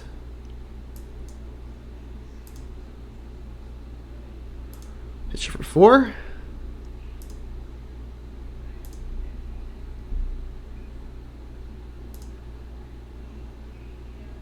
Ravine. Go. So if they Uro here, I'll bolt it twice and then hope that the Bloodbraids are enough to catch up for the deficit of getting 3 for 1.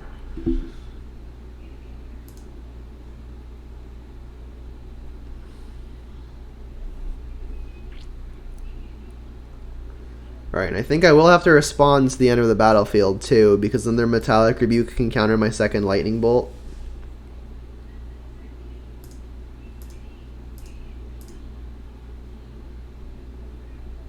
Assuming they find land. Alright, please don't have a counter for this one. So you're telling me there's a chance.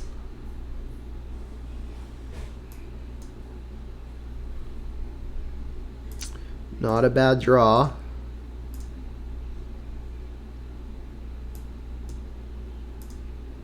Alright, so they are a slightly more counter-spelly kind of deck. Take an Emery. I'm not really concerned about their counter spells because I'm putting all of the pressure on the board now. I even have Ravine if I want to have an uncounterable attacker next turn. Ooh, Liliana's good, but I don't even think I'm plussing it here, to be honest.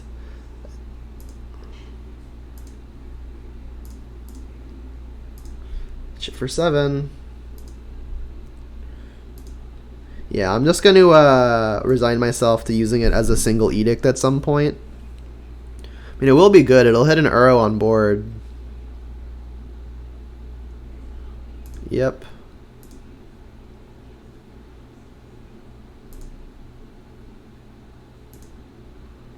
So if they hit a land, they can Cryptic to kind of fog us.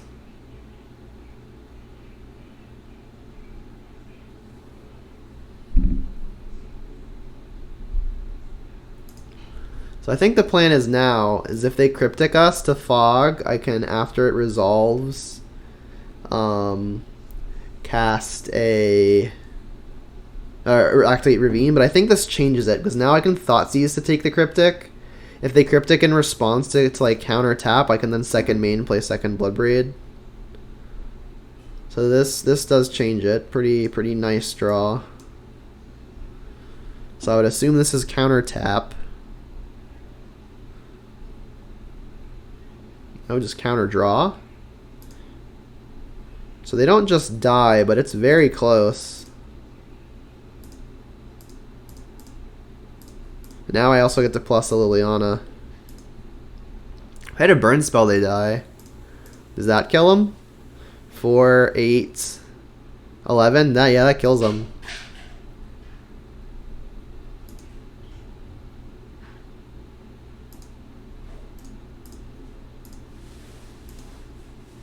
Oh, I'm short. I miscounted. That's okay. This means they have to do it. And then if I plus, that actually gets them closer to escaping Uro. But I mean, I've got the onboard answer.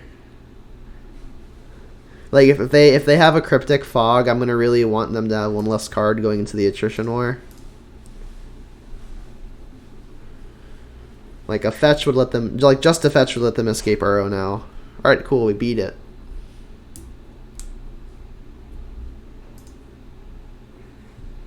Alright, so still Uro. I'm assuming they're playing the Field of the Dead.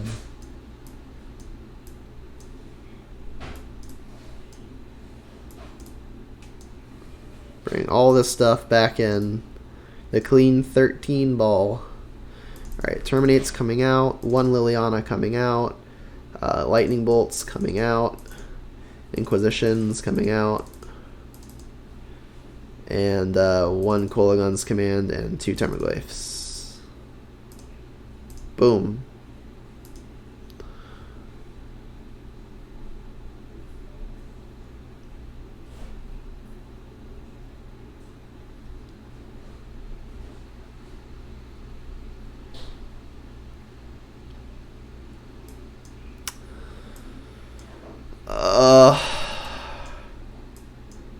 This hand is close. It doesn't have any early interaction, which makes me uncomfortable for sure, but it's got 2 of our best threats and 2 lands. Okay. Okay. Are we gonna get Blood Crypt here? Although I do have lots of green, maybe I just want to get Stomping Ground. I think I'm going to want a Painless Black land, though.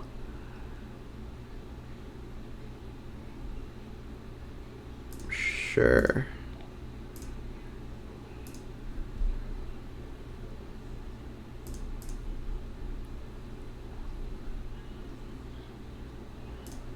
Alright, so this is just unsummon for a blue, right?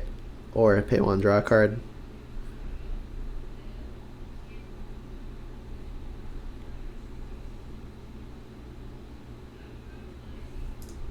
Just need lands now. Ren and 6 would be good too. Alright, that's good. So this can get Stomping Ground, and it'll cast Tarmogoyf.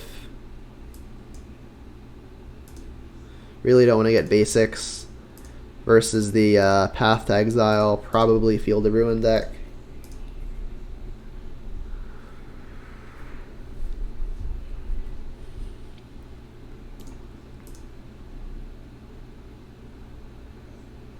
Is it Uro time?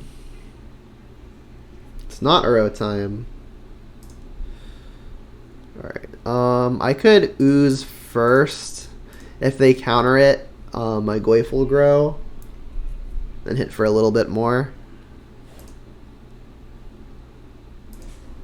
And if they like unsummon the ooze, I will pay the life to exile their land.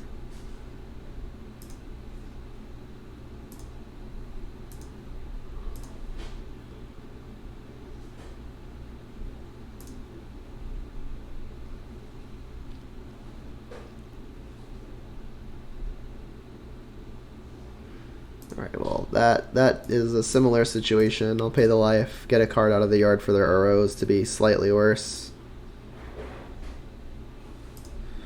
Alright, and let's get Swamp. Alright, this is going to be a tracker trial. They do put it on top, okay. It's a lot of islands. That's a fetch. Alright, so we can guarantee, almost guarantee some value off of this. Don't think we're gonna boil now. Like, if they got a cryptic, they are almost forced to use it here. Counter draw, yep. And I do think I'm gonna end up wanting to save the actual fetch. So I'm just not gonna crack it. But I will play it, because if I draw another land next turn, I'm going to want to develop my mana.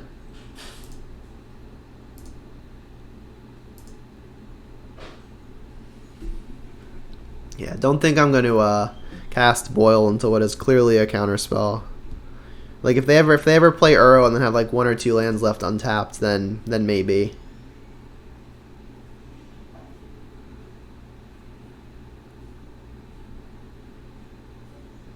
Alright, so Thopter Sword, okay. So they could still be Metallic Rebuking. They could Whir for 1, but that doesn't do it. Ooh, that was nice. That can clear the way to make sure that the Boil works. If the tracker resolves, I get to do it all. Alright, so let's just go to combat first. If they like use Spellbomb to unsummon Goyf, I'll just pop off the Boil.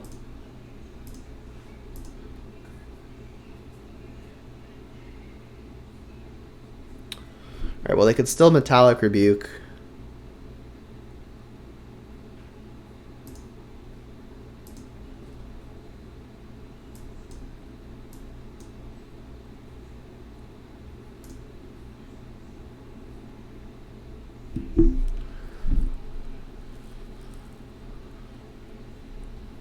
So I think I'm going to go for Tracker. And then, doesn't matter if it resolves, I'm going to play Brutality afterwards.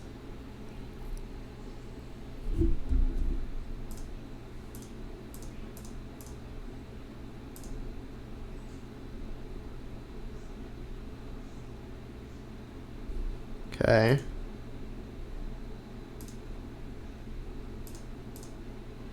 Then let's hope they don't have more counter spells for the Boil.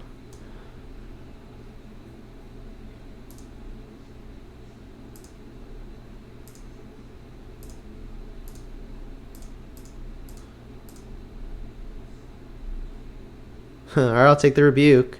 I'll leave you with a Veil. Veil doesn't stop Boil.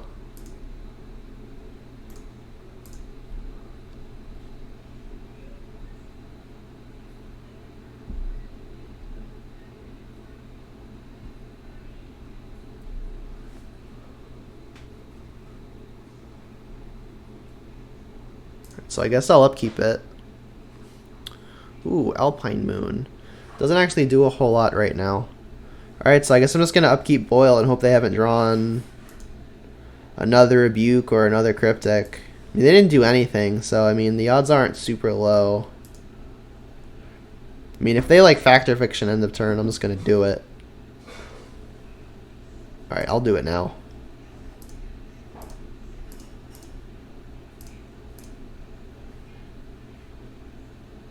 Because now it's only Rebuke and Archmage's Charm do it. Cryptic is no longer an out. It worked. Alright. Leave you with no lands.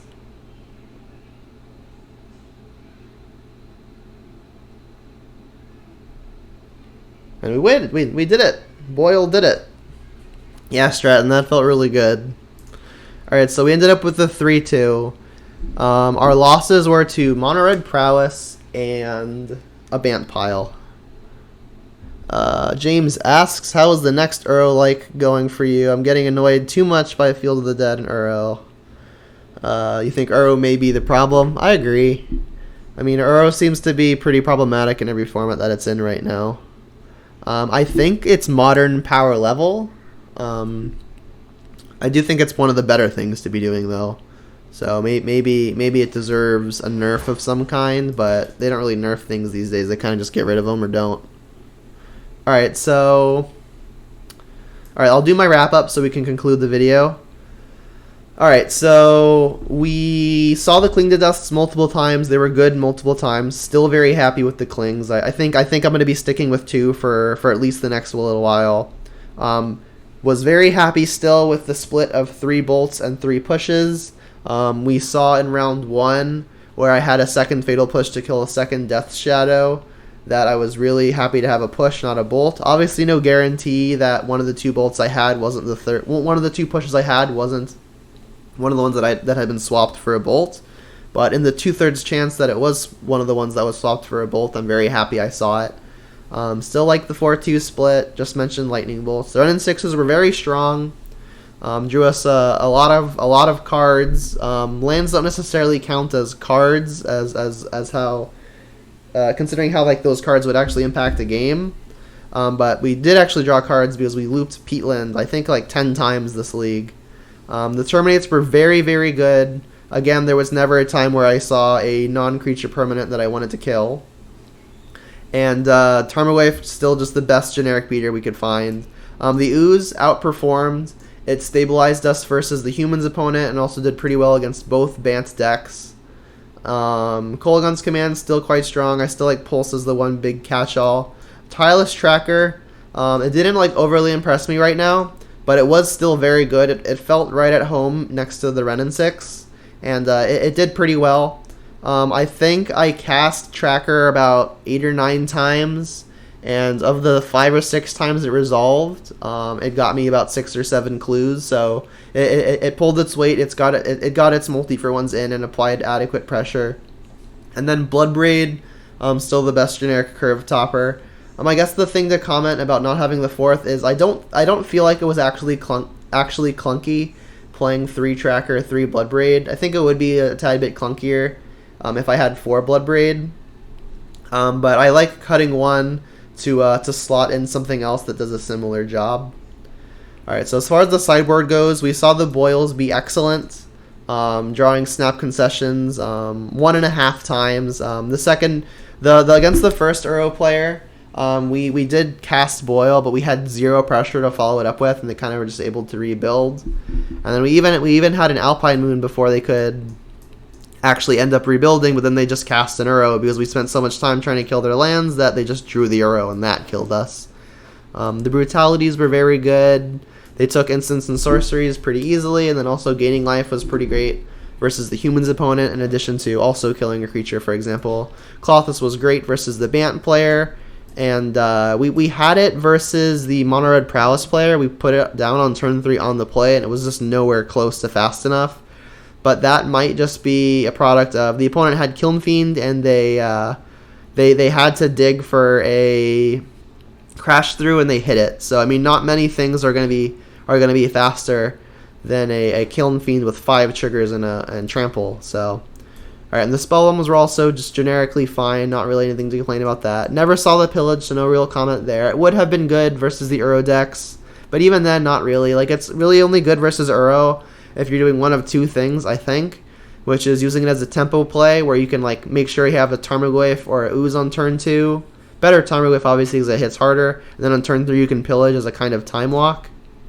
Or if you're killing Field of the Dead. But if you're killing Field of the Dead, the opponent has probably gotten some amount of value off of it already, so not a fantastic use there, but I still think it's worth bringing in. Didn't really have any matchups where Plague Engineer was applicable, so not much to say there. And we brought an Ashiok twice versus both Uro decks, and we just didn't see it, so not much to say there, but I would have been happy to see it, so I guess that is something that I can say. So that's going to wrap it up for this recording. Again, this has been Jund League number 24. We got one for each day of one for each hour of the day. Yeah, if you like content like this and you would like to see some more, you can see all of my already recorded videos, all 23 previous ones, and a few extras already uploaded on my YouTube channel. If you're watching currently on Twitch, you can find the link to that YouTube channel in the biography of my Twitch page. If you are watching this on YouTube and you want to catch some of my recording sessions live, you can do so on Twitch at Junderdome. And you can find the spelling and the link to that in the description of the video that you are currently watching. If you like the content that you see, like, subscribe, and if you're on Twitch, drop a follow. I'd greatly appreciate it. Get me out there. And until then, have a good one.